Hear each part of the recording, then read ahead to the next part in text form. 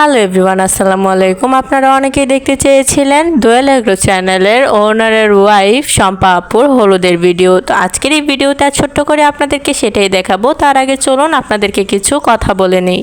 শম্পা আপুর বিয়ের প্রায় 9 বছর পর আয়াত হয়েছিল, তো সেটা নিয়েও অনেক তর্ক বিতর্ক করেছিল। তো আপনাদের অনেক রিকোয়েস্টের ভিডিও এটা, যে বলেছিলেন যে শম্পা আপুর হচ্ছে হলুদের ভিডিও আনার জন্য। তো অনেক কষ্ট করে হচ্ছে এই ভিডিওটা ম্যানেজ করেছি আজকে, তো যার কারণে হচ্ছে আপলোড দেওয়া। এমনিতে শম্পা আপু হচ্ছে, আমরা শম্পা আপুর বাসার খুব কাছাকাছিই থাকি, যার কারণে হচ্ছে ভিডিওটা ম্যানেজ করতে পেরেছি।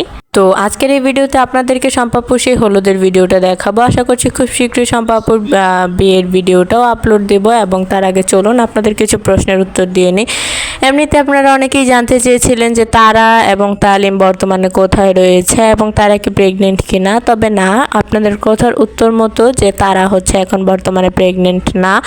তবে তারা এবং তালিম বর্তমানে যে ফ্ল্যাটে রয়েছে, সেই ফ্ল্যাটটা হচ্ছে তারা এবং তালিম এতদিন ভাড়া থাকতো, এবং এতদিন হচ্ছে তারা এবং তালিম ভাড়া থাকাকালীন তাদের অনেক টাকা হচ্ছে ব্যয়বহুল হয়ে যাচ্ছিল, যার কারণে তালিম তার দেশের বাড়ির যেই ভাগটা পেত সম্পত্তি, সেটা হচ্ছে বিক্রি করে দিয়েছে তারই আপন ভাইয়ের কাছে। তো সেটা বিক্রি করেই হচ্ছে তারা এবং তালিম ঢাকাতে একটা ফ্ল্যাট কিনেছে, এবং বর্তমানে তারা এবং তালিম সেই ফ্ল্যাটেই রয়েছে।